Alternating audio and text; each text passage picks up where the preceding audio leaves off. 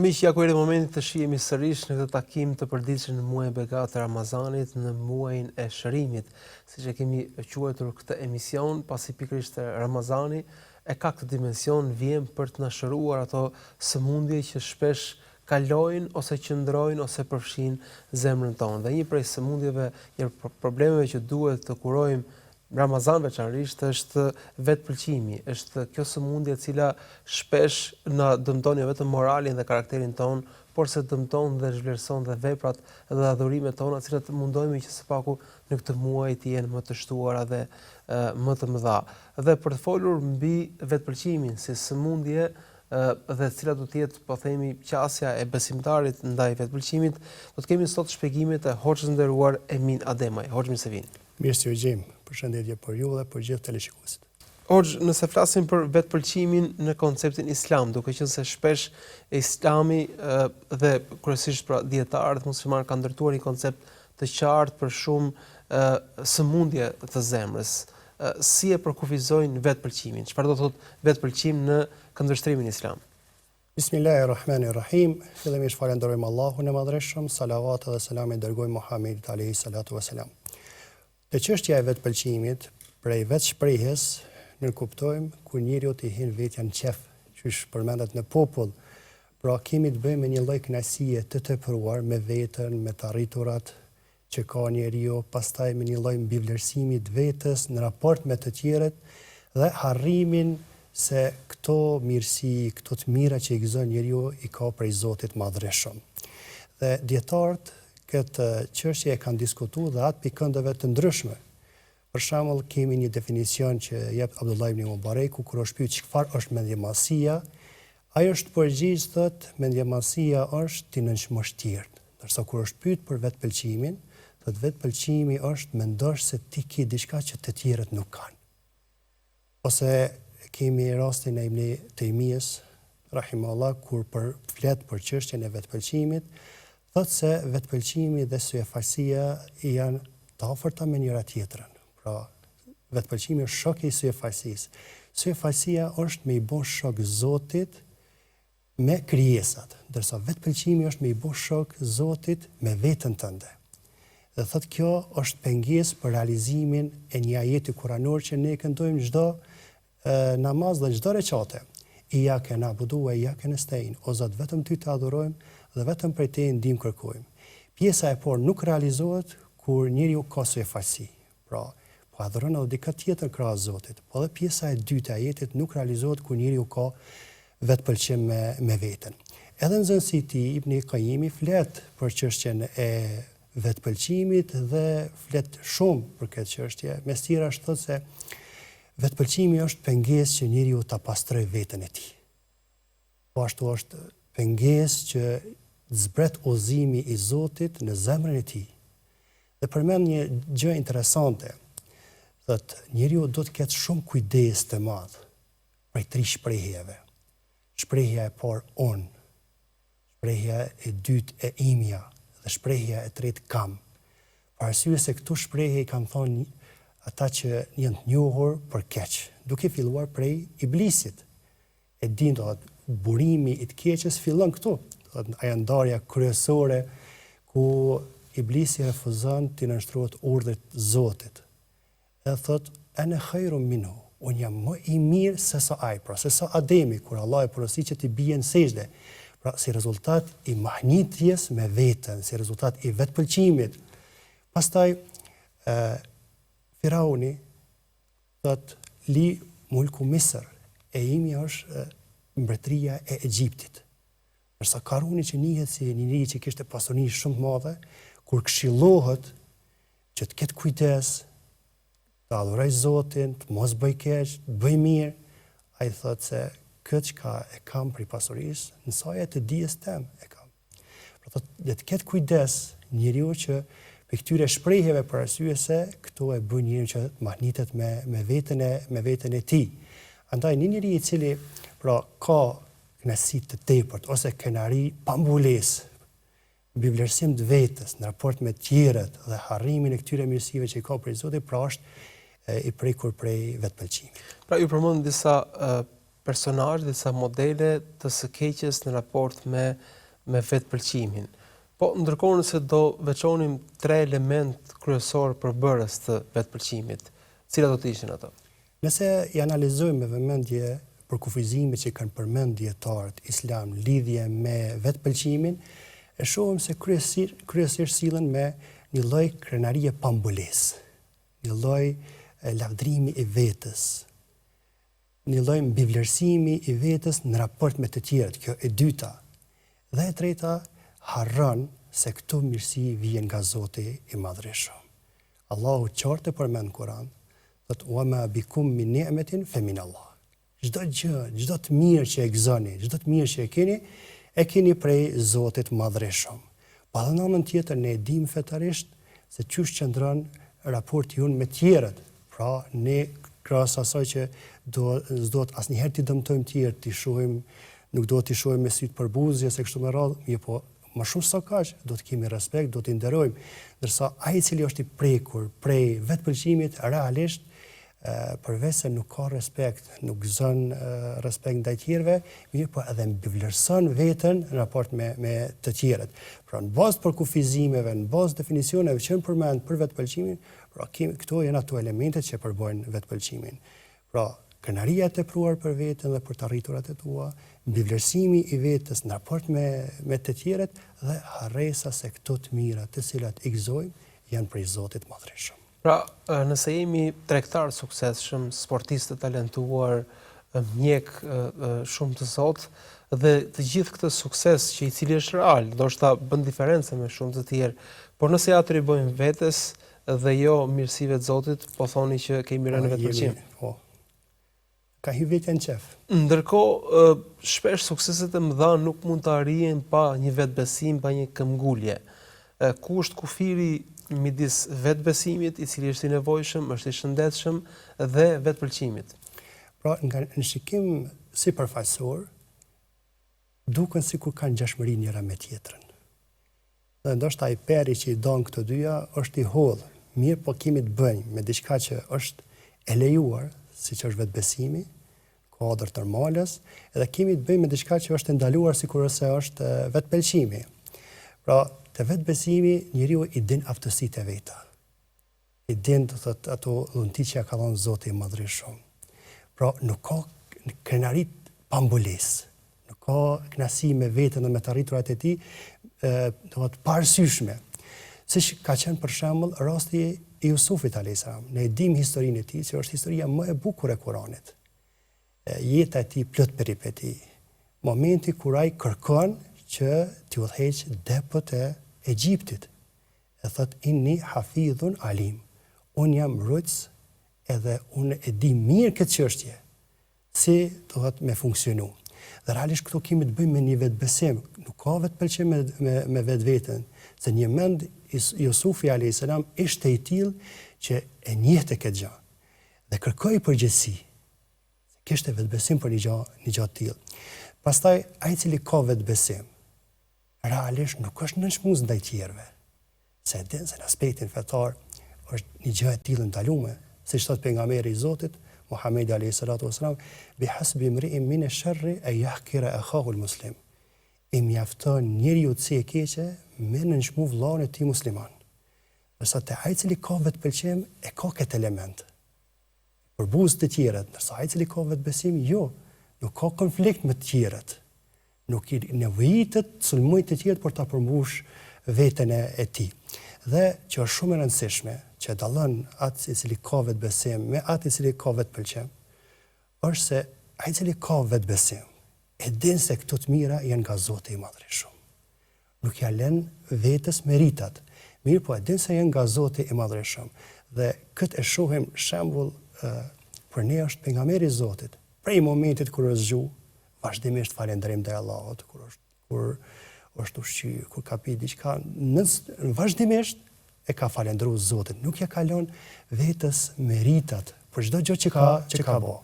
Pra, kjo është ajo e cila e dallon atë i cili ka vetbesim me atë i cili ka vetpëlqim. Pra ne duhet ta kultivojmë dhe ta inkurajojmë vetbesimin, veçanërisht te brezat e ri, të cilët kanë potenciale brenda vetes, na duhet të jenë të qëndrueshëm në to, po ndërkohë duhet të luftojmë në të vazhdueshme vetpëlqimin, sepse ndoshta na bën duke që ndoshta dhe mendje mëdhenj, pastaj nuk marrim në konsiderat dhe këshillat apo vërejtjet dhe nuk do bëhemi edhe produktiv. Po se faza e parë për të ardhur deri te mendjemasia është vetpëlqimi. Nuk ka mundësi dikush vije deri te mendjemasia pa kaluar nëpër fazën e vetpëlqimit. Ndërkohë, një cilësi që e ka personi i prekur nga vetpëlqimi është që, siç ju e thatë, nuk e përmend Zotin si burimi i mirësive dhe i begative.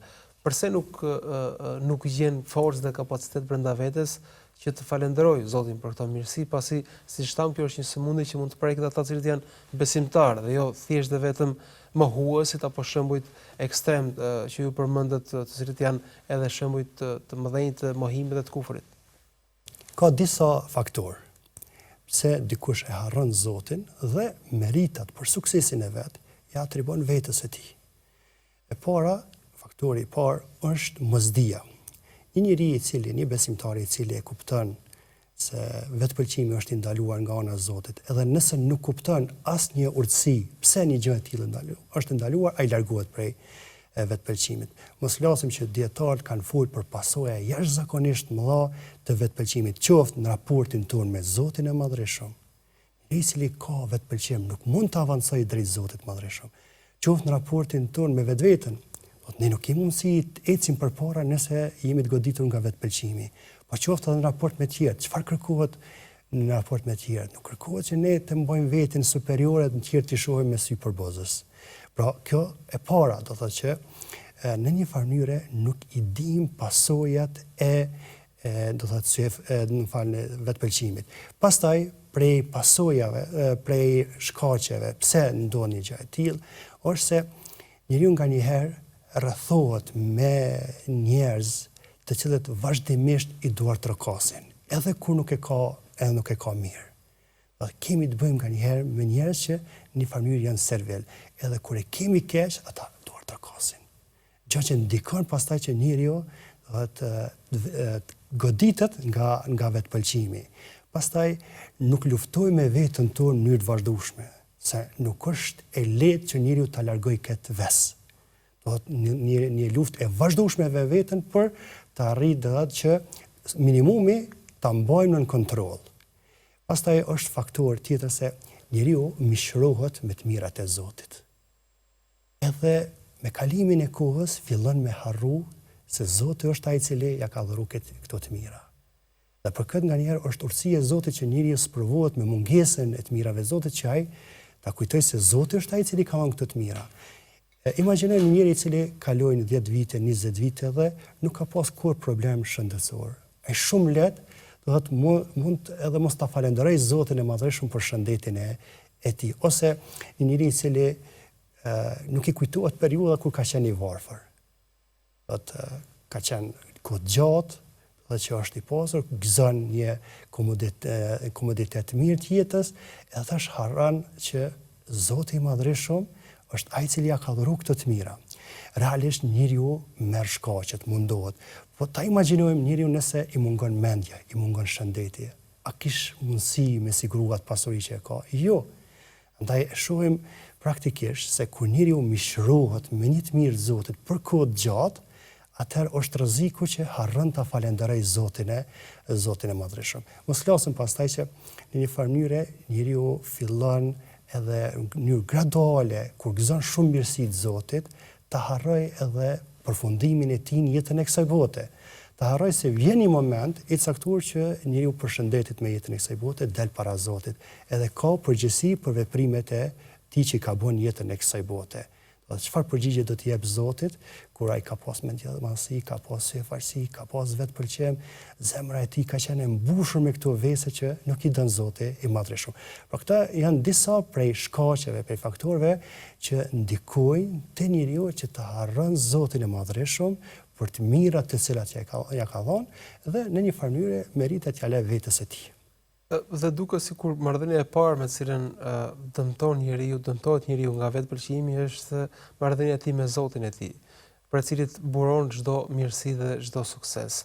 Por ndërkohë a ka efekte kjo sëmundje në raport me të tjerët, me njerëzit, me rrethin që na rrethon her pas here? Po, padyshim, thotë. Përmendë shumë mirë, fillimisht dëmton lidhjen tonë me Zotin, po edhe me të tjerët e dëmton.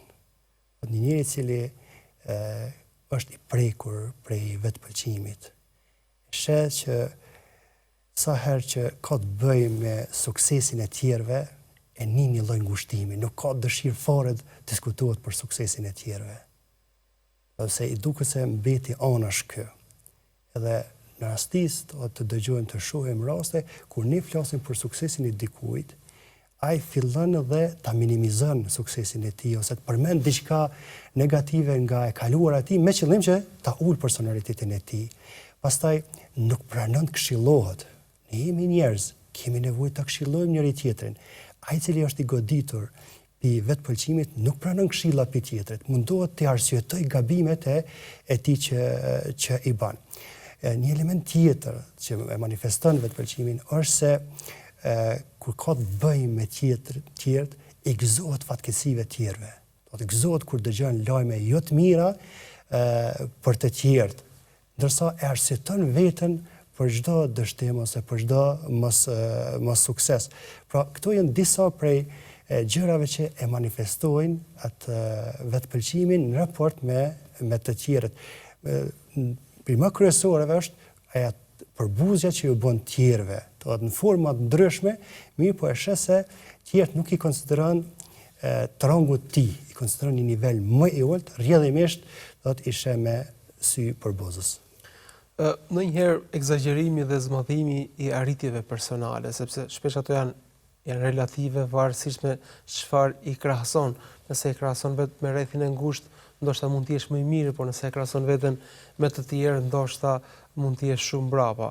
Pra kur e egzagjerojmë, po themi këtë pjesën e suksesit edhe të arriturave personale, a mund të themi se kjo është një shenjë e qartë e vetpëlqimit dhe mburjes? Po, padyshim se çështja e egzagjerimit minimumi është gënjeshtër. Ti flet për diçka që nuk është në realitet. Pretendon diçka që nuk qëndron. Pastaj njeriu i cili është i prekur për vetpëlqimit, nuk ka aq bagazh të madh të veprave, me qëllim që ta ushqej egon e tij, ta ushqej vetpëlqimin e tij në mënyrë të vazhdueshme, edhe tash çka bën? I egzageron projektet e tij, punët e tij, arriturat e tij, flet shumë për to, krijohet përshtypja që ky ka bën një punë shumë madhe, por arsye se vazhdimisht dëshiron ta ushqej egon e tij. Përse njeriu i prekur nga vetpëlqimi nuk ka dëshirë të krahasohet me më të mirët, po shpesh gjen, po themi, ata më të dobtit për të krahasuar. A është dhe kjo një simptom i qartë e vetpëlqimit? Te çështja e krahasimit, ne e dim në bazë të udhëzimeve fetare se ka një lloj krahasimi që duhet ta bëjmë. Pastaj të vijmë te ajo që e përmendet ti. Krahasimi i ynë me njerëzit më të mirë në aspektin e adhurimit, në aspektin e punëve të mira, kjo është një gjë e kërkuar. Ne shpesh lexojmë ose dëgjojmë për finalizim të projekteve të mëdha që kanë bërë të tjerët, ose për devotshmërinë e njerëzve të mirë, për kërkimin e dijes e kështu me radhë, e gjitha kjo që më qenë për ne si lloj motivi me ecë gjurmëve të tyre përderisa është brenda asaj që është e lejuar. Pra ky lloj krahasimi është i kërkuar. Ne gjithmonë do ta kemi shembull dikë që është më i mirë se ne. Edhe ne pastaj të mundohem të jemi sikurse ai. Larg asaj që ta urrejmë ose ta xhelozojmë, mirë po të jemi sikurse ai. Edhe pastaj krahasimi që i bëjmë në aspektin e të mirave të jetës së bote me ata që qëndrojnë më dopt se sa ne, jo me qëllim përbuzjes. Jo me qëllim të nënçmimit, mirë po me qëllim që ne mos i nënçmojmë mirat e Zotit. Dhe kjo ka qenë porosi e pejgamberit alayhis salatu wasalam. Shikoni ata që janë më poshtë se ju, me qëllim që të mos i nënvlerësoni të mirat e Zotit madhreshëm. Personi i cili është i goditur për vetpëlqimit, ai e krahason veten me ata që janë më dot me qëllim që me shpërfaqë superioritetin e tij në raport me të tjerët. Nuk ka për qëllim ai që të mos i nënçmoj të mirat e Zotit Madhreshëm. E përmenda këtë që me u bë dallimi mes asaj çfarë na mësojmë mësimet fetare, mes asaj çka bën ai i cili pëlqen veten e tij. Pra, diçka është që kërkohet, edhe do të ekzistojë të ne, edhe diçka është që është e ndaluar edhe nuk do të jetë prezente në jetën tonë. Shpesh sëmundjet e zemrës ka nevojë për një vetreflektim të brendshëm, për një lloj bisede me veten, pasi ato janë sëmundje që nuk mund të vrehen, po themi mekanikisht dhe praktikisht, po duhet ai zëri brendshëm për ti, ajo skopia e brendshme, diagnostikimi i brendshëm për ti kuptuar. Çfarë duhet të vërej njeriu brenda vetes tij, çfarë do të përshpërisë me veten e tij kur do të bëj bilans se sa i prekur është nga vetpëlqimi. Është interesant se ato adhurimet e zemrës janë shumë të rëndësishme dhe realisht nëse ato janë në rregull, atëherë gjërat tjera janë edhe më në rregull. Por nëse zemra, edhe pejgamberi alayhis salatu wasallam ka përmendur thotë se et-taqwa ha huna, dhe ka do të thotë devotshmëria është këtu dhe ka bërë me shenjë ka zemra e tij. Për kësaj nuk kuptojmë se nëse zemra është e pastërt, atëherë kemi të bëjmë, do thotë kemi në një farë mënyrë më lehtë të qëndrojmë si devotshëm dhe si të mirë në jetën e kësaj bote. Por nëse këtu nuk kemi në rregull, atëherë vrehen pasojat. Kur jemi te ai dialogu i brendshëm që përmendet te llogaritja e vazhdueshme, është fillimisht një kërkesë e Zotit Madhreshëm, që besimtari vazhdimisht ta llogaris veten e tij. Pra, Allahu i Madhreshëm thotë në Kur'an: "Ja ayyuhalladhina amanu taqullaha wal tanzur nafsun ma qaddamat ligad." O ju besimtar, keni frikë Zotin edhe secili le të shikojnë çfarë ka bërë për nesër, pra për ditën kur del para Zotit Madhreshëm. Ose ajo që përmendet shpesh, Omer radiallahu anhu i ka këshilluar besimtarit. Thotë, llogaritni e veten tuaj para se të llogariteni. Pra besimtari vazhdimisht e bën këtë dialog të brendshëm, reflekton këtë aspekt. Pra ne para se të bëjmë një punë, është shumë e rëndësishme të llogarisim veten. Kjo çfarë po bëj? A është e lejuar, a është e ndaluar? Pastaj, a është e sinqert për hir të Zotit apo nuk është? Nëse nuk është e sinqert për hir të Zotit, çfarë na do? Nuk kemi as një fitim, përkundrazi përgjegjësi para Zotit Madhreshëm. Pastaj, a është më e mira që mund ta bëj apo jo? Ose nëse ka të bëjë me fjalët, a është më e mira që mund ta them apo jo? Pastaj kjo është para. Kur edhe gjithashtu është pajtim me udhëzimet e Zotit. Kur e kryjm veprën ose gjatë procesit, është shumë e rëndësishme që prap ta kemi në kontroll veten tonë, edhe të mos e lëmë syfaqësinë vetpëlqimin dëpërtoj tek ne.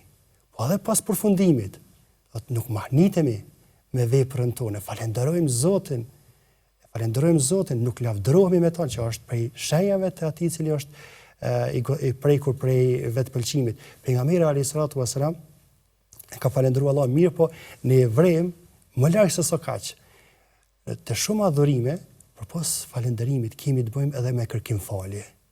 Ku i kërkon falje Allah që s'ka mujt me krye atë vepër, do të thotë ashtu siç e meriton ajo vepër, sikurse te rasti i namazit, pra nuk ka vetpëlqim, nuk ka hapësirë fare, ka fal namazin, nuk ka hapësirë për vetpëlqim. Përkundrazi kërkon falje që nuk është fal namazi ashtu siç e meriton namazit falet nga ana e besimtarit. Pra, llogaritja e vetes është një proces i vazhdueshëm që e bën besimtari, qoftë para se të kryej veprën, qoftë gjatë kryerjes, po edhe qoftë pas kryerjes.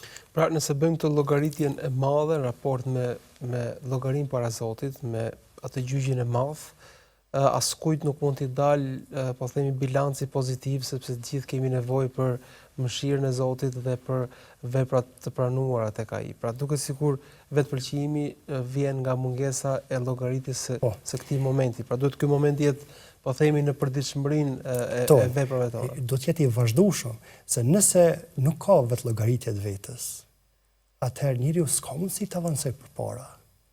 Edhe do të vazhdojnë ngabime. Për këtë është shumë e rëndësishme që besimtari gjithmonë ta llogarisë veten. Edhe ka prej thënieve që janë transmetuar nga gjëratat e para ku përmendet besimtari se gjithmonë është ai i cili e llogarit veten e tij me qëllim që llogaria të jetë para Zotit shumë më e lehtë pastaj. Edhe ashtu ndodh. Imagjino një njeri i cili vazhdimisht e sheh veten me sy kritik fillimisht për bindjet e tij. A janë rregull apo nuk janë? Pastaj për veprimet e tij, pastaj për fjalorin e tij. Padyshim se do të përmirësohet. Mirë, po çfarë ndodh te një pjesë e jona? Ne veten e shohim me sy pragmatik. Ndërsa tjerët me sy kritik. Edhe pastaj normal që nuk funksionon jeta jonë si duhet. Për arsye se goditemi për vetpëlqimit e prej shumë veseve, prej shumë smundjeve të zemrës. A na dëmton vetpëlqimi edhe në situata sprovash dhe sfidash të mëdha në jetën tonë? Po, padyshim, do thotë se ai i cili është i prekur nga kjo smundje. Ai edhe sprovat që i ndodhin në jetën e kësaj bote, i sheh si një lloj padrejtie që janë duke i ndodhur atij. Do thotë, pse mu më gjeti kjo sprovë? Pse mu më ndodhi kjo? Sikur e sheh vetin, të thotë diçka më superior se tjerët, sprovat janë për tjerët, ndërsa për këtë nuk janë. Krahas kësaj, ka mungesë durimi. Ndryshe është një besimtar, e te kalon shumë më lehtë sprovën. E din se është ligji i Zotit, është e pashmangshme, e din shpërblimin te Zoti i Madhreshëm për sprovën që e ka, lutet te Zoti i Madhreshëm dhe e te kalon më lehtë. Ndërsa ai i cili ka vetpëlqim, ai pa ka Zoti në zemrën e tij vend. Kushtimisht themi kështu, do thotë se çdo gjë e lidh me veten e tij. Pastaj përveç kësaj, edhe kur përfundon sprova, meritën kujt ja le? Meritën ja le vetes, thotë dita qysh me menaxhu situatën edhe përfundoi sprova. Ndërsa besimtari edhe kur i merr gjitha shkaqet, kur e bën çdo gjë që është mundësinë e tij për me te kalu një sprovë, në fund tregohet falëndërues ndaj Zotit. Nuk i le hapësirë vetpëlqimit. Te ai i cili është i prekur për vetpëlqimit, ai meritat kryesore ja lën vetes së tij. Krahas kësaj nuk merr mësim prej sprovave. Besimtari merr mësim prej sprovave. Ndërsa ai i cili është i goditur për vetpëlqimit nuk i lën hapësirë të thotë që përfitoj prej sprovës së tij duke marrë ndonjë mësim, duke u kalit në sprovën e tij. Dhe në përfundim hoxh, në këtë muaj të begat, lutjet, duat shtohen më tepër në përditshmërinë e besimtarit, duke qenë se dim shumë hadithe që lutjet dhe duat janë të pranuara në këtë ditë. A duhet të lutemi edhe për vetpëlqimin që Zoti të na ruaj dhe të mos po themi përfshihemi në këtë sëmundje? Po, padyshim se çështja e lutjes drejtuar Zotit Madhreshëm, veçanërisht muajin e Ramazanit, ka peshë shumë të madhe. Mundësia është pranohet. Andaj besimtari duhet ta lutë Zotin e Madhreshëm. Për shembull, pejgamberi i Allahut Muhamedi alayhi salatu wasalam, ka lutur Allahun t'ia pastroj zemrën e tij, t'ia pastroj shpirtin e tij. Allahumma ati nafsi taqwaha wa zakkiha anta khairu man zakkaha. O Allah, më jep shpirtit tim devotshmëri dhe pastruaj atë. Mos miri e bën Zoti i Madhreshëm këtë çështje. Pra, kjo tregon se sa është e rëndësishme që besimtari ta lutë Allahun për shumë çka, mirë, po sidomos për diçka që është me, do thotë, një nivelit të lartë, sikurse është pastrimi i zemrës. Për arsye se, do thotë, ditën kur dalim para Zotit, yawma la yanfa'u malun wala banun illa man atallaha biqalbin salim. A ditë kur nuk bën të bi as fëmia, as pasuria përveç ai i cili atakon Zotin me zemër të pastër, me zemër të shëndosh. E nëse në zemrat tona ka sefasi, ka mendjemasi, ka vetpëlqim, nuk është zemër e pastërt. Ndaj duhet përpjekje e vazhdueshme nga ana besimtarit edhe që të vijë deri te pastrimi i zemrës. Edhe lutja ka një ndikim jashtëzakonisht të madh, se fillimisht është adhurim vete, po pastaj njeriu kur e lut Allahun i merr edhe ato sebepet ose shkaqet për pastrimin e zemrës së tij. Ju shpërndaj shumë për këtë bisedë, Zoti shpërblet. Amin, s'po shku me ju. Miq, këtu e mbyllim këtë takim të sotëm, folëm për vetëpëlqimin dhe mos harrojmë që në këto ditë të lutemi edhe për këtë aspekt që Zoti të na ruaj nga vetëpëlqimi, i cili është një lloj mendimallësie dhe një lloj refuzimi i begative dhe ndihmës së vazhdueshme që Zoti na dhuron në çdo aspekt të jetës, të besimit dhe të gjithçkaje që zotërojmë. Ju falenderoj për vëmendjen, minuta kosh.